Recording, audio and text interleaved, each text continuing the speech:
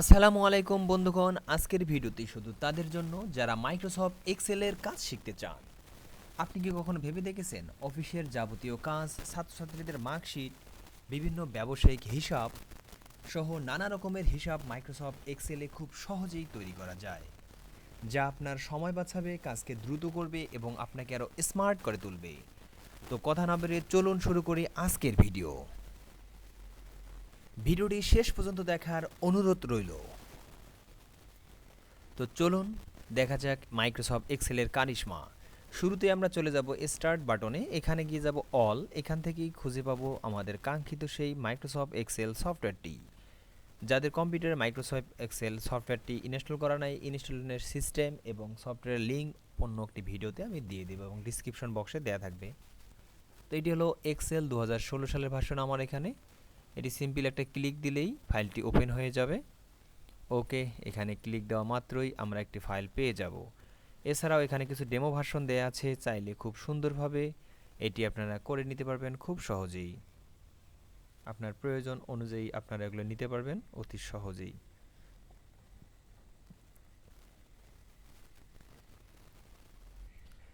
তো মাইক্রোসফট এক্সেলের পেজটি ওপেন করা মাত্রই এই ধরনের একটি পেজ আপনারা পেয়ে যাবেন। ভার্সন ভেদে হালকা পরিবর্তন থাকতে পারে, এটা কোনো ব্যাপার না।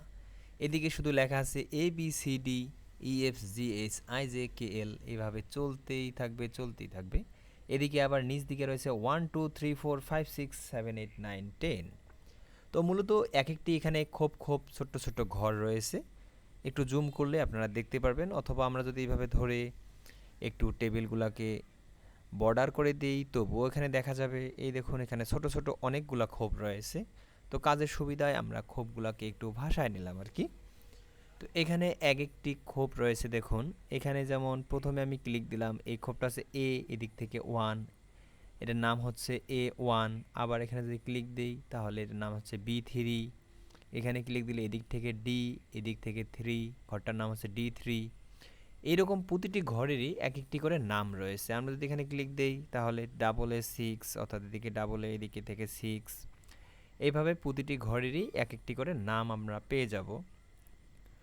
তো শুরুতেই আমরা 1 2 3 4 এই লেখাগুলো লেখা শিখব। তা শুরুতে যদি আমি এখানে দিই 1, তারপর নিচে দিলাম 2, তারপর দিলাম 3।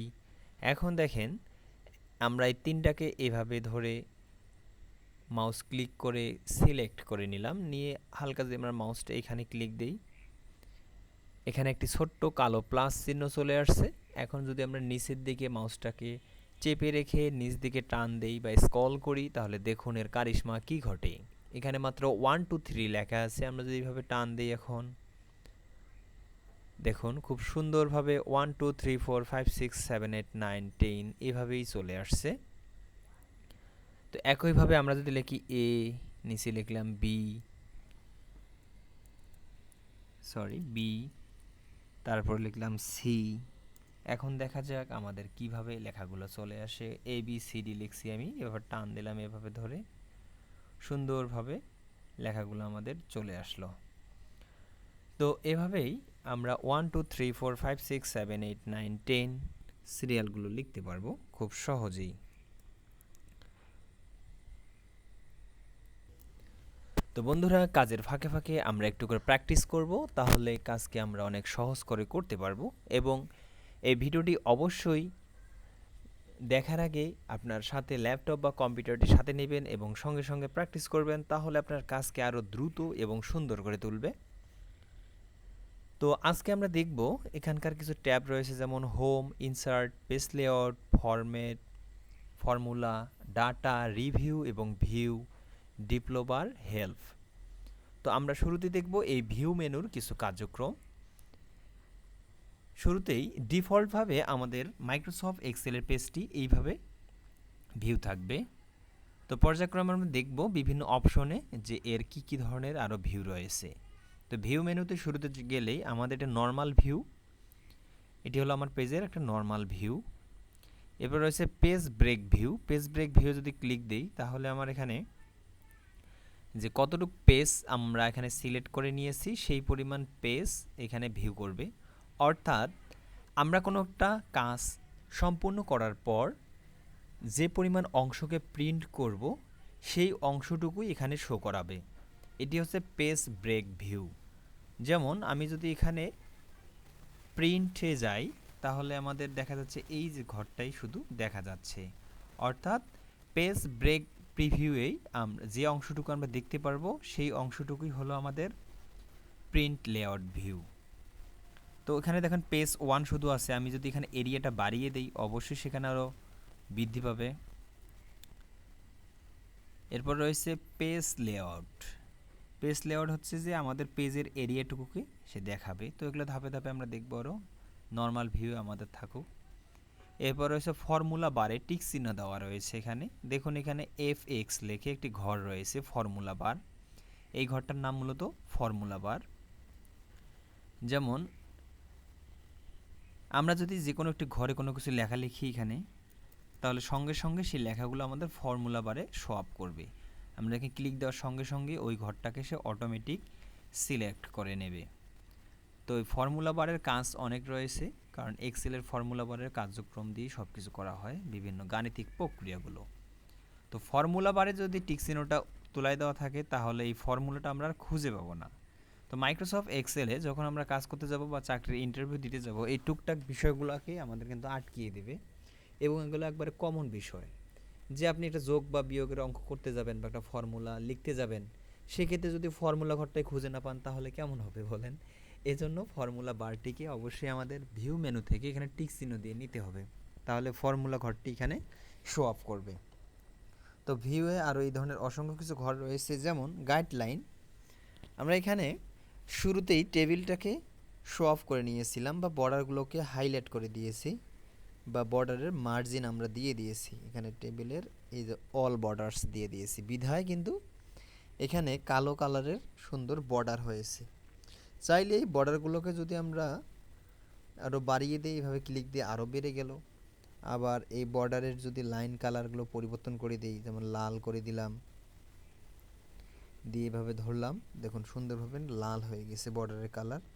অথবা সিলেক্ট করে নিতে পারবো আমরা খুব সহজে এটি। তো এটি হলো আমাদের বর্ডারের কাজ, বা ব্ল্যাক করে নিতে পারবো আবার, অথবা লাইন স্টাইল একটু মোটা করে নিতে পারবো। দেখুন খুব সহজেই কাজগুলো করা যায়। তো কাজের পার্থক্য বোঝানোর জন্য আমি এখানে কিছু বর্ডারে মার্জিন করে দিলাম এবং কিছু মার্জিন ছাড়া বর্ডার। একটু ভালো করে খেয়াল করলে দেখবেন যে এখানে কিছু ঘর রয়েছে, এগুলা হালকাভাবে দেখা যাচ্ছে, ভিউ হচ্ছে, কিন্তু এখানে পরিপূর্ণভাবে দেখা যাচ্ছে ঘরগুলা। যদি ভিউ বাটন থেকে এই গাইডলাইনটি উঠায় দেন, সেক্ষেত্রে পুরো জায়গাটা হোয়াইট হয়ে যাবে, ওই ঘরগুলোকে আর দেখা যাবে না, কিন্তু ক্লিক হবে। বাট এই যে ঘরগুলা এটা হাইড হয়ে গিয়েছে। আর এখানে এই ঘরগুলো যেহেতু আমি সুন্দরভাবে মার্ক করে নিয়ে অল বর্ডার করে দিয়েছি, বিধায় এগুলা শো আপ করতেছে। তো এই হলো এখানে গাইডলাইনের একটি কাজ। এই গাইডলাইন এরপর রয়েছে হেডিং। এই হেডিংগুলো যদি আমরা উঠাই দিই তাহলে এই যে উপরে যে ABCD লেখাগুলো ছিল, এদিকের 1 2 3 4 ছিল, এগুলাও চলে যাবে, কিন্তু বাস্তবে থাকবে। ক্লিক দিলে আমরা এখানে দেখতে পারবো, যেমন এই ঘরটার মান হচ্ছে H5। তো অনেক সময় ইন্টারভিউ বোর্ডে চাকরির জন্য আপনাকে এইভাবে বিভ্রান্তিকর একটি অবস্থায় ফেলে দিবে যে আপনি আর সারাদিনও খুঁজে পাবেন না অপশনটা। তো এইগুলো হচ্ছে ভিউ মেনু থেকে আপনারা খুব সহজেই পেয়ে যাবেন। ওকে, আমরা এখন ক্লিক দিলাম, আবার এখানে চলে আসলো। তো এই হলো আমাদের মোটামুটি পেজটার একটা প্রিভিউ। তো অনেক সময় যদি এইভাবে থেকেও যায় তাহলে আশা করি আমরা খুব সহজে এগুলা বার করতে পারবো। আর একটা ইম্পর্টেন্ট বিষয় হলো, অনেক সময় মেনুগুলা এভাবে হারিয়ে যাবে রেবন থেকে, আর কোনো কিছু খুঁজে পাবেন না, যা আপনার কাজকে অনেক বিবৃতিকর অবস্থায় বা পরিস্থিতি ফেলায় দেবে। এজন্য অবশ্যই এখানে রাইট ক্লিক দিয়ে টিক চিহ্নটা তুলে দিতে হবে, তাহলে আমাদের এটা ফিক্সড হয়ে যাবে ফর্মুলাগুলো। আর ভিউ থেকে ফর্মুলা বার, হেডিংস এবং গাইডলাইনে অবশ্যই টিক চিহ্ন থাকতে হবে, তা না হলে আপনারা সুন্দরভাবে প্রাথমিকভাবে কাজগুলো করতে পারবেন না। এজন্য এগুলো যদি দেয়া না থাকে অবশ্যই সেগুলো টিক দিয়ে সেটিংটা ঠিক করে নেবেন, তাহলে অনেক সুবিধা হবে আপনাদের কার্যক্রমগুলো করতে। তো এই ছিল ভিউ মেনুর কিছু ইম্পর্টেন্ট কিছু কাজ। আর এখানে কিছু রয়েছে জুম, 100%, জুম অ্যাট লার্জ, এগুলা আশা করি আপনারা বুঝতে পারবেন যে আসলে এখানে জুমের বোঝানোর কিছু নাই, এগুলো ক্লিক দিয়ে আপনারা দেখতে পারবেন জুম আছে। এই কাজগুলো আমরা আরও ধাপে ধাপে যখন বিভিন্ন কাজ করব তখন শিখব। তো আমরা উপস্থিত এখানে দেখলাম normal, page break view, page layout, custom view, ঠিক আছে, guideline, formula bar, headings, zoom ইত্যাদি। তো এই মেনুর কাজগুলো মোটামুটি আমরা দেখলাম, এবং কাজের যদি আমাদের কোনো প্রতিবন্ধকতা হয়ে থাকে সেগুলো আমরা ঠিক করে নিতে পারবো এই ভিউ মেনুর মাধ্যমে।